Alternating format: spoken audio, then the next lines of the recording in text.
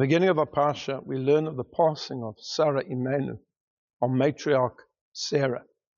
And the Torah tells us, V'yavo Avraham lispod l'Sarah v'livchota. Abraham came to eulogize his wife and to cry for her. As a community rabbi, I've had to give many, many eulogies.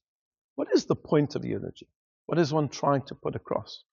And there's a discussion in the Talmud as to why we say eulogy. According to one opinion, it's to honor those who are left behind, the family of the deceased. According to others, and in fact this is the opinion that ultimately is agreed to, it is in honor of the person who has passed away. And therefore a hesped has to put forward the good attributes of this person. And it cannot be too much or too little. You can't say things that are not true, nor should you leave out things that are important to say. There are even some communities, such as the Chabad community, that simply do not recite eulogies at a funeral because they feel that perhaps too much praise will be said, and it's not correct, and the Talmud speaks very negatively when a hesped is not given properly. But be that as it may, the point of the hesped is for the person who is speaking to really break the hearts of the audience, to make them realize who they have lost.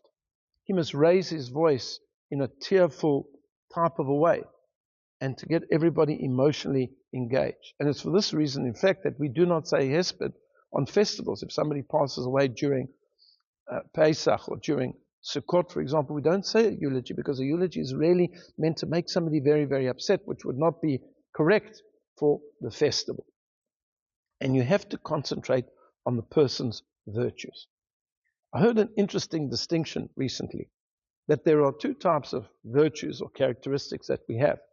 There are those which we put on our resume, on our curriculum vitae, on our CV when we're applying for a job. But then there are hesped virtues. There are eulogy virtues, and these two are not the same. When you apply for a job, you say, well, you went to school, how well you did in school, how well you did in university, how you passed your degree, the work experience you have, the jobs that you've done, the different languages that you speak. But this is not something that a person takes to the next world. What a person takes to the next world is their character, their refinement. Were they a mensch? Were they a kind person? Somebody once said to me that the only praise that's really fitting for a very wealthy person is how much charity did they give? How many people did they employ? Because by employing people, they were able to give them a livelihood. But to say that the person had 20 cars and 5 villas, who's interested in that? You don't take that with you to the next world. What are your hesped? What are your eulogy virtues? And this is what has to be shared.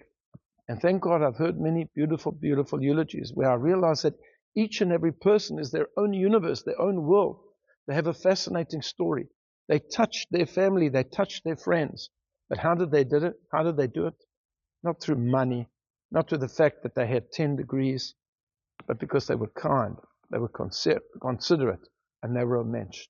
And that, of course, was certainly the case with Sarah Imenu, with Sarah, our mother, whom Abraham came to eulogize in our parasha. I wish you a Shabbat Shalom.